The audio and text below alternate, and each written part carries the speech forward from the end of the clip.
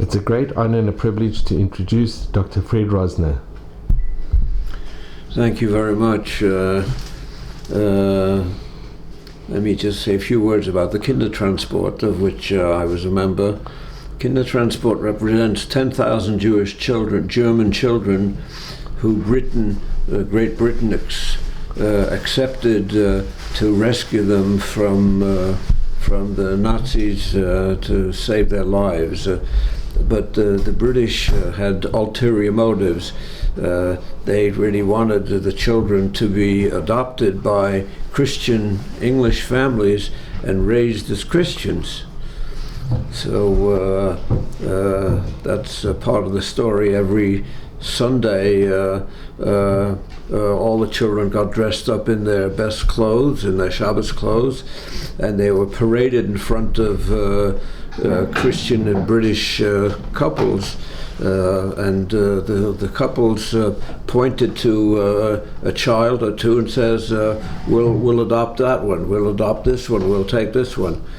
And I was, of course, in that group with my brother, and numerous families. I was only 3 years old. I was very cute with curly hair, so lots of couples wanted to adopt me, but my brother says, oh no, either you adopt both of us or you can't have him. So my brother really saved me from being adopted and being raised as a Christian in England. And where did you come from? The way we got to England is a few days after Kristallnacht, on November 9th, 1938, when the Germans, the Nazis, smashed up all the synagogues and the homes of German Jews and Austrian Jews. And they threw out all the Sifrei Torah and Sidurim and other holy writings from the various synagogues and private homes into the street, and they set them on fire.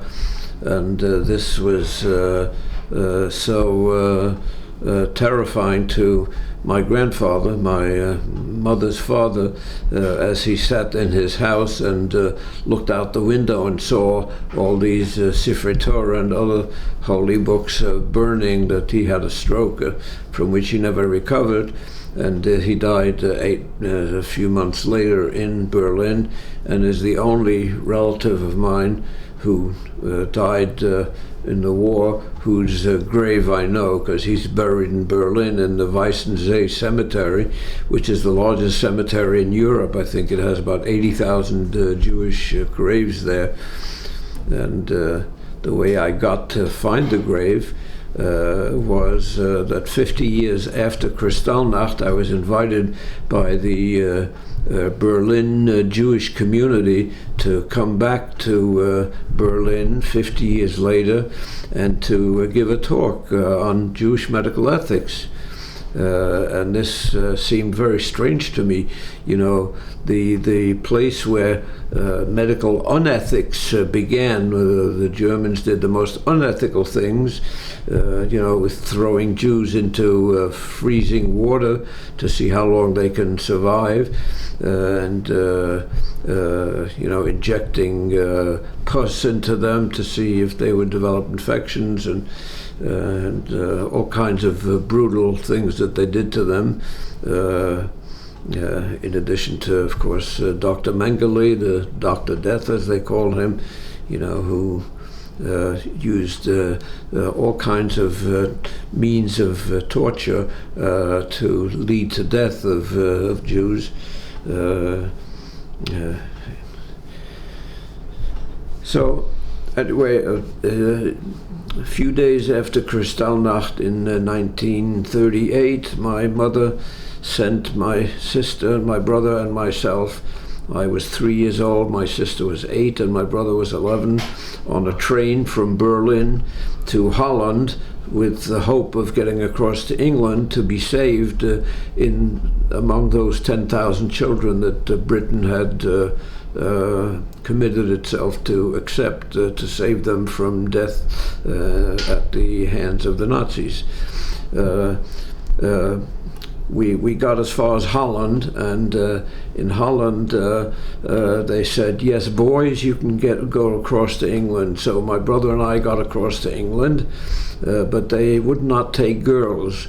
And the reason that was given was that the boys are strong, they would go into the British Army, or they would do physical work for Britain. My brother was put into a factory making boots for the British Army, but my sister was stuck in Holland, and so with a miracle of miracles, a Christian family took her back to Belgium and said, she's our daughter, and that's how she got out of Holland to Belgium.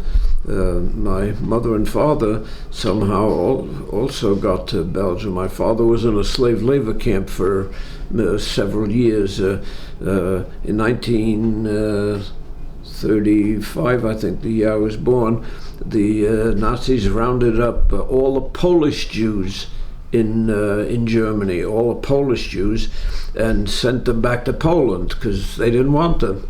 And Poland says, we don't want these people, you know, and the Polish government sent all the Polish Jews, including my parents who were Polish, back to Germany, but Germany didn't want them, so they're fighting back and forth, and they decided to build a camp, a work camp on the border of Germany and Poland, so that would satisfy everybody. And my father was there, and my father's father was there too, and my father's father perished there. He never came back.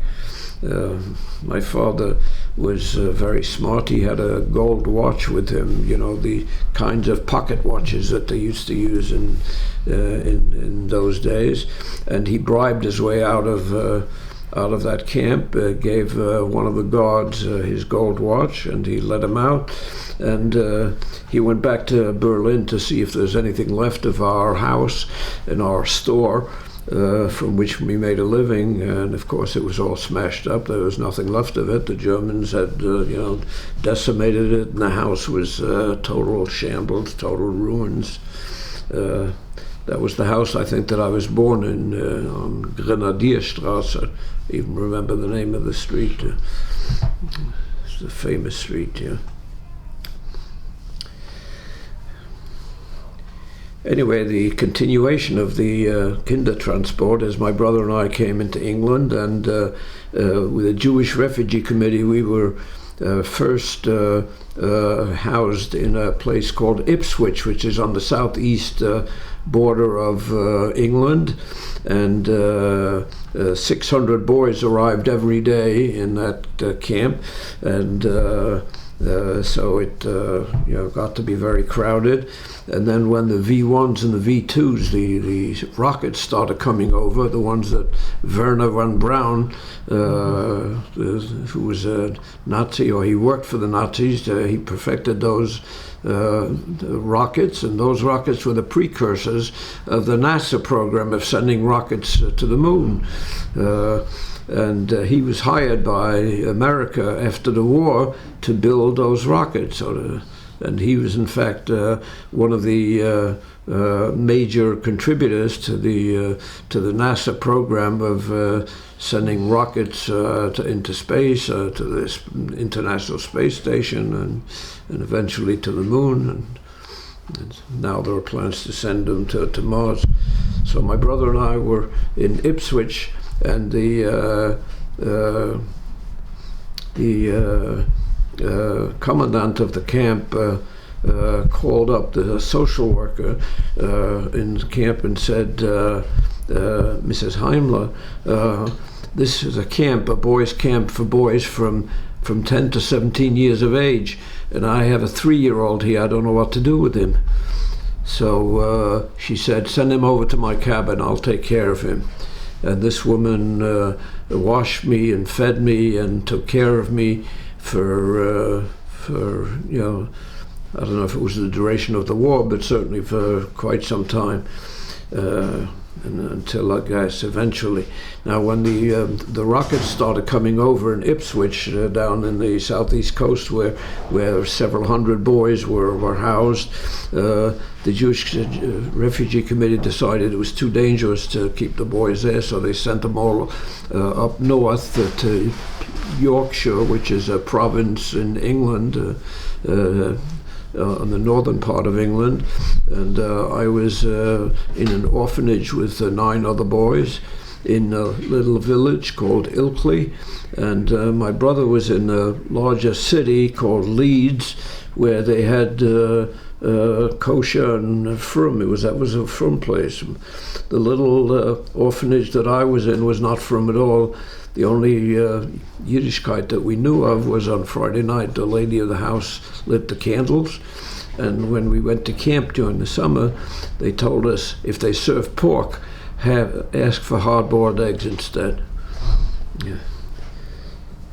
And of course the story goes on, and I could spend hours on it, but I think I've given you a general flavor of 3 children on the Kindertransport who survived the war, thank God, and we learned after the war that our parents were still alive also, living in Brussels, hidden underground with a Christian family on a street called Rue Victor Hugo, very famous French writer, Victor Hugo. And through the International Red Cross, we learned that they were alive, as well as my sister who was living there too. The 3 of them were as I say, hidden from the Nazis for several years. And so after the war, when the International Red Cross let us know that they were alive, my brother left England immediately to rejoin them in Brussels, and I was in the middle of the school year, so I waited until September and rejoined them in September. And the way I got there was a lady of the orphanage said, we will take you by train to London, and from London another lady from the Jewish Refugee Committee will take you by train to Dover, Straits of Dover, which is the most southeastern part of England, and from there you'll take the ferry across to Ostend, to Belgium, and from there you'll take a train to Brussels, and you'll meet your family, you'll meet your parents and your sister who miraculously survived the war. And so I was put on the ferry with a little satchel around my neck with all my papers, and trusted to the captain of the ferry. And the lady from the Jewish Refugee Committee who put me on the boat told the captain, this little boy, who is now 11, is going to meet his father on the other side, hasn't seen in 8 years, because I left Berlin when I was 3 years old, and now I was 11 years old. So when the boat, the ferry docked in Ostend, and the first person to come up the gangplank was a Red Cross lady, and she went to the captain and says, I'm looking for a little boy called Freddie Rosner. And he said, yeah, here he is, this is him, and with his little satchel around his neck with all his papers in it. And so she took me to the gangplank, the lady of the Red Cross lady with, of course, the proper uniform. And she pointed down to the dock and said, that's your father. And there were hundreds of people on the dock who came to pick up their relatives who had just come over by ferry from England. And I said, which man? She says, that man. And I couldn't make out which man she was talking about because there were so many people on the deck, on the dock. And my father was a very bright man, saw a little boy coming down the gangplank with a Red Cross lady, so he figured that must be me. So he went underneath the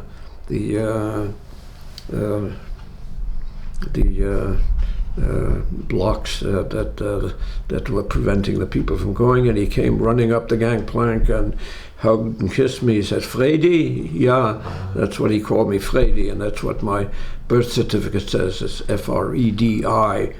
which I changed to Freddie with a Y, and then to Fred, which is so. And again, there's much more to the story. From on the train from Ostend to Brussels, my father and I could not communicate with each other. Here, a father and son who hadn't seen each other in 8 years could not communicate. The only language I spoke was English, because I was raised and went to school in England. And my father spoke only Yiddish and Polish and German, because he lived in Germany for 35 years. From the end of World War I until 46, until 49 is when we came over to America. And that is also a whole big story, which I'd rather not go into now because it'll take too long. So that is a little bit about my experience as a member of the Kindertransport. And I'm so delighted that England did not fulfill its desire of having these Jewish children adopted by Christian families and raised as Christians. And I have no idea of how many of them were in fact adopted and raised as Christians. They say a third of all the 10,000. 3,000. There were 10,000 altogether. And they say a third actually landed up. Right, and I don't know how many wound up in Catholic churches raised by nuns, because some of them wound up there too somehow. I don't know how. And so here I am, and then from Belgium we came to America. But can I just ask you, Dr. Rosner, when you first met your mother? Yes. It must have been a very emotional. Yes, so the train station in Brussels, I met my mother and sister, and to my mother I spoke German because I was born in Germany, so I spoke German. To my sister I spoke French because I went to school in Belgium, and the national language is French and Flemish. Those are the two national languages, which I learned in school very quickly. And in fact, at that time I spoke French better than I spoke English, because I was very fluent in French because I went to school there for 3 years. And even there, the anti-Semitism showed itself. I was beaten up by a couple of the boys in my class, the Goyish children, and I was excused from the first period every morning because that was religious. They had some prayers for Jesus and so on, so they excused me from that. And so I went to school an hour later every morning. But when you very first, the moment you met your mother and your sister, it must have been a very emotional encounter. Yes, absolutely it was. And we had a very small apartment in Brussels, only 2 rooms, until we moved to a larger. We bought a house, I think, or somehow we got into a house. And in the basement of that house, I used to pace back and forth. I was studying for my bar mitzvah. My bar mitzvah was in Belgium in 1948.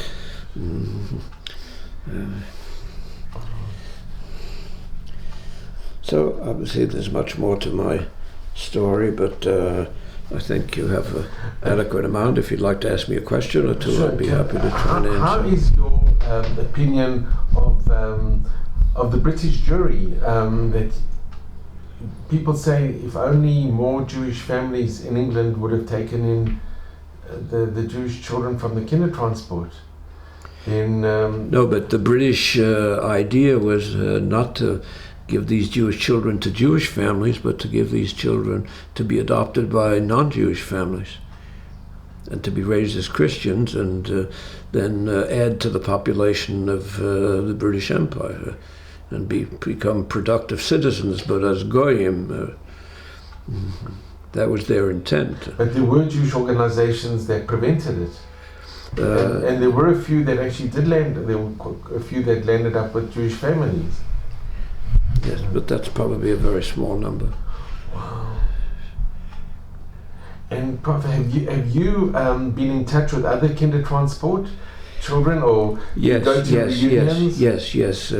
In 1989, I think, I was invited to Manchester to give a lecture at the university there on Jewish medical ethics. So we went, and our host, we stayed at a kosher Jewish family, and our host was a very rich man, had a very big car, and I asked him, I said, is it at all possible for you to drive me to this little village that I spent the whole war in 8 years called Ilkley? He says, of course. So the next day we drove to this little village, Ilkley, and we went to the information booth and said, I'm looking for a place called Mount Pleasant, Loxley. Loxley is the name of the house. In England, each house has a name, as some kind of a historical name. So I remembered the address where this orphanage was, where I stayed, Loxley, and it was on Mount Pleasant. That was the name of the street. Ilkley, Yorkshire, was in the northern part of England. So the lady in the information booth said, Mount Pleasant is just around the corner. So my wife and I went around the corner, and we saw this street, Mount Pleasant. It was only 1 block long, and I remembered the house was on a corner. We didn't know if it was the top corner of the street of that 1 block or the bottom corner. So we decided the bottom corner, and we went to the first house on the corner, knocked on the door, and the lady opened the door. I said, I'm a former orphan boy who stayed in this house for 8 years during the war. Oh yes, you're one of those boys. He says, one of your friends who was here, who lived here too, was here about 6 months ago, and told us the whole story. So she invited me in and showed me the house, and I remember the dining room, and then we went upstairs, and I remember the bedroom that I slept in, and that was quite an experience. That was, as I say, only by the chance that I was invited to Manchester University to give a talk on Jewish medical ethics. And you remember when all the recollections, all the images came flooding back? You remembered as a little child being in... No, I don't remember anything as a little child. I was 3 years old. The first recollections I have are in England at the orphanage with the 10 other boys. It was on a hill. Ilkley was on they called it the Ilkley Moors, because these were hills, and we used to play on those hills, and there were 2 big rocks there. One is a larger one and one a smaller one, so we called them the Cow and the Calf.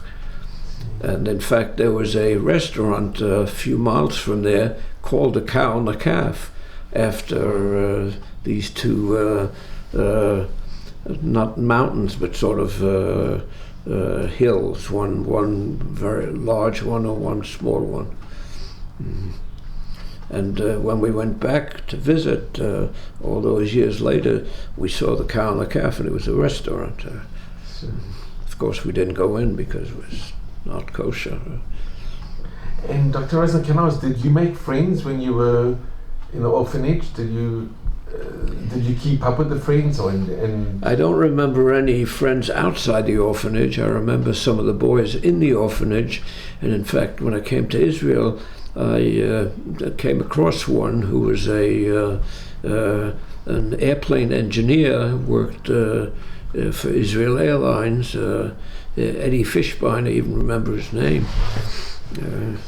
And we got together once or twice, and then unfortunately he passed away at a relatively early age, and that was the only contact I had with those boys. So in a way, what is your... When I was 11, when I rejoined my father, he taught me Aleph Beis, by the way, because I had no Yiddishkeit at all, no Jewish education in England. So my father taught me Aleph Beis, and over the 3 years that I was in Belgium with him, I learned to read Hebrew, and so I could daven a little bit. But that's all. So when we came to America, we tried to register at the Yeshiva University as high school, the Talmudical Academy, and the registrar there, Mr. Abrams, says, "You're much too far ahead in English. and much too far behind in the Jewish studies. Because in English I'd already done 3 years of high school in Belgium and 1 year of high school in England before I went to Belgium. And yet my Yiddishkeit was, I could barely read Hebrew. So he said, he sent me to, he says, a block away is Yeshiva Soloveitchik for kids who have no Jewish background, who are just beginning. So we went to Yeshiva Soloveitchik, and they told us the same thing. You are misplaced here. You know, you're way ahead in English studies, and you're way behind in Hebrew studies. So my father took me back to Yeshiva University, and the Beis Medrash, the large Beis Medrash where the Bochurim were learning, there was up in the front Rabbi David Lifshitz, Zechrono Livracha, who was just taking off his tefillin from the morning davening. And he called us over and says, "Who are you?" And so we told him a whole story, who we were, where we came from. He obviously saw that we were anxious to learn Hebrew and to learn Yiddishkeit and so on. So he called over one of his smicha bochrim. He was in the smicha Rosh Yeshiva, and he says, Reb Nossen, his name was Ibnossen Bamberger from Denmark. He says, Reb Nossen, you're going to sit and learn with this young man throughout the summer. This was 1949. And so we learned from 9 to 1 every day. We learned the first mission in Baba Kama. You know, I'd never heard of Baba Kama, never heard of Gemara, never heard of Mishnah, never heard of those things. Tanakh, you know, this was all strange to me. The only Yiddishkeit I knew was to daven a little bit. So at the end of the summer, Rabbi Lifshitz said, you're going to have to take an entrance examination to see if they will accept you. And the boichin, the guy who gives the examination, is Rav Mendel Zaks, who is the son-in-law of the Chofetz Chaim. Son-in-law of the Chofetz Chaim, who wrote the Mishnah Berurah. And so we came, I think it was August 26, 1949. We came to a big room with a huge table in the middle and a bunch of boys sitting around the table, and Rav Zaks sitting at the head of the table smoking his half cigarette. He only smoked half cigarettes, and he asked the first boy, what did you learn? And he rattled off. He says, oh, Baba Kama, Baba Metzia, Baba this, you know, Sanhedrin and so on. So Rabbi Zaks took out a Gemara and said, opened it up and says, okay, read. And this went on, boy after boy after boy. And I looked at my father and said, this is not for us, we better go. So he says, no, stay, you don't know what's going to happen. So when it was my turn, Rabbi Zaks asked me, was hast du gelernt? You know, what did you learn? So I said, Baba Kama. So he took out a Baba Kama and says, okay, say. So I read the first Mishnah in Baba Kama. Obviously he saw I broke my teeth, you know, trying to say it, that it was totally strange to me. And so he only asked me one question. He says, you want to learn? You want to learn Torah? I said, of course, that's why I'm here. He says, okay, you're in. Wow. And so I was accepted and I was put into the lowest shiur with Rabbi Katz, whose father was Chief Rabbi Petach Tikva at the time. And I spent 1 year in his class, and he kept asking me, do you need extra help? Do you need somebody to learn with you? I'll assign somebody. I said, no, I'll manage. So I managed with difficulty to get through that year. And, you know, he spoke Yiddish, Rabbi Katz, and that was the language in the house. With my brother I spoke English, with my sister I spoke French, with my mother I spoke German, with my father spoke Yiddish. And Yiddish was the language that we all spoke in the house. Anyway, so I managed, and then the following year, And in the English department, the Talmudical Academy was kind enough to let me do high school all over again in 2.5 years, because I'd already had 3 years of high school in Brussels and 1 year in England. So I took double courses, and I took summer courses and finished high school in 2.5 years. And I remember vividly, the stories sticks in my mind. I took an economics course at Teddy Roosevelt High School in the Bronx, and the teacher gave me a 99 for my final grade. And I went over to him and I says, Dr. Goodman, that's a funny grade. He said, most people give 90, 95, or 100. What is this 99? So he looked at me, he says, only God is perfect. Wow, that's a good answer. Right, said, boy, I remember that to this very day. Only God is perfect. And Dr. Rosner, can I just ask, from there, just how did you learn going to medical school, and did you continue with yeshiva? Yes, well, I finished high school and then I continued at yeshiva college, and I took a pre-med course because I wanted to be a physician. So I took 3 years of biology and 2 years of 3 years of chemistry and 2 years of biology and 1 year of physics, which were the pre-med requirements. And it just so happened that Dr. Samuel Belkin, who was president of Yeshiva University at the time, received a permit from the New York State Education Department to start a medical school. Even though it was Yeshiva University already, it did not have a medical school, it did not have a law school. It had college and a graduate school of social welfare for social workers.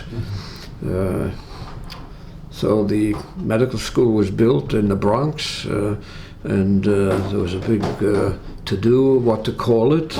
And so Dr. Belkin approached Professor Albert Einstein, who was had fled from the Nazis in whatever it is, 1938, 1939, and at the time was professor of physics at Princeton University in New Jersey. And Einstein says, no, don't name the medical school after me. You got the Rambam, Maimonides, you name it after him. Anyway, they finally convinced him to accept the honor, and the school was named, and still to this very day is called the Albert Einstein College of Medicine of Yeshiva University. And now they also have a law school. Did you ever meet Albert Einstein? No, but I met his son. His son was a guest speaker at our graduation. This was the first graduating class from the medical school in 1959. You were the very first graduating I was 22 years old. I was the youngest in the class. And you were the first class to graduate from Yeshiva University Medical School? The first class, right. Wow. In fact, they made a 60th reunion, a 50th reunion, a 7th. They keep making reunions, which I don't go to, but some of the others do.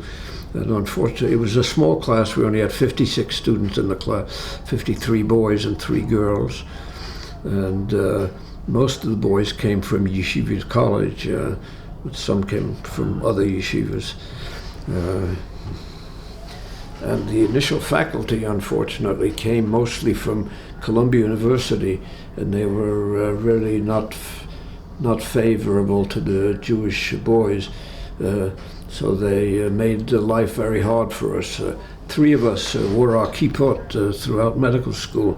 Even though if we would have gone to any other medical schools, such as downstate, we probably wouldn't have won them, but we said we have to establish the precedent, so anybody who comes after us who wants to wear a kippah, because it was not fashionable in those days to wear a kippah. So we wore our kippot, and we were called the 3 Musketeers. And we were punished for that. The professor, scheduled lectures late Friday afternoon in the winter. And intentionally? He started experiments on Thursday that would run for 3 days, knowing that we couldn't come in on Shabbos. And so we had a tough time at the beginning. Yeah. And then, of course, the medical halachic shilas started right on day one when we presented with a corpse to dissect, 4 students on a corpse. And, and I called Rabbi Feinstein, and he asked, is it a Jewish corpse? Is it a non-Jewish corpse? Because they were all labeled, the corpses were labeled with a blue sticker if it's Jewish, a red sticker if it's Catholic, a white sticker if it's atheist or unknown. So he said, since New York, most of the residents of the 8 million people who live in New York are non-Jews, he said, yes, you can dissect the cadaver on the assumption that it's a non-Jew, even if it has a blue tag on it. And every shiloh that came up, I was the one who was elected to call Rabbi Feinstein with the shiloh, and we put all these shilohs together in a book, Practical Medical Halacha, which Rabbi Tendler, Rabbi Feinstein's son-in-law, and I edited. And I think I still have one copy. I have a copy in which I've kept all the years. And I remember when you came with Rabbi Tendler to South Africa. Yeah. So you had a very close connection with with Moshe Feinstein. With Moshe Feinstein, yes, I had a very close relationship. In fact, my chavrusa in Yeshiva University, Melvin Zalewski, who then became the Moel of TNAC, we learned together, and in our last year of medical school, it was my last year, he was 1 year behind me, so it was his 3rd year, he said, why don't we learn Chulin and Yoreh? We'll never have another chance to do that over the summer. So we learned Chulin and Yoreh, and every morning Rabbi Lifshitz would walk in and say, where are you up to? And he would give us what we called a little shiuret, a little Dvar Torah on the topic that we were learning. Also a comical incident, learning in the Beis Medrash there in the Smicha program was a young man from New Orleans who saw us learning there, and he was learning Shchita, Hilchas Shchita. So he came over to us and he says, can you explain to me the neck, the Shchita, the Veshet and the Konat, explain that all to me. So we brought him books with pictures of animal parts, and he still couldn't get it. So one morning he walks in holding a big brown bag, and it's dripping with blood. Right. And he brought it over to us and put it on the table where we were learning. And we said, what's that? He says, that's the head of a cow. Now you tell me, now you show me where the neck is, where the esophagus and the trachea and so on. Yeah, such a crazy guy, but he came in with his bag dripping with blood, and he finally left us alone after that. Yeah. I remember every evening we learned from very early in the morning until 6, 7 in the evening. We would walk down to 181st Street, and we had a Carvel ice cream. That was to finish the day. Sure. Yeah. Wow. And Prof, can I just ask, how many books have you written and edited and translated? About 60 so far, 60, sure. Including the translation of Rabbi Zilberstein's 5 massive volumes of medical halachic tshuva. Yeah. It's also an interesting story how I got involved with him.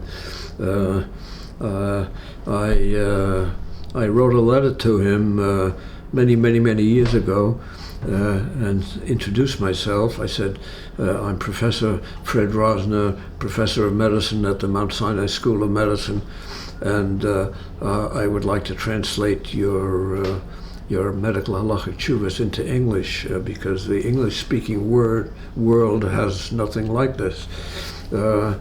So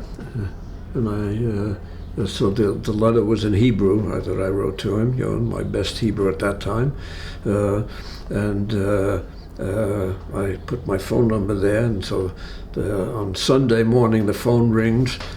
Du redt Rav Yitzchak Zilberstein von Eretz Yisrael.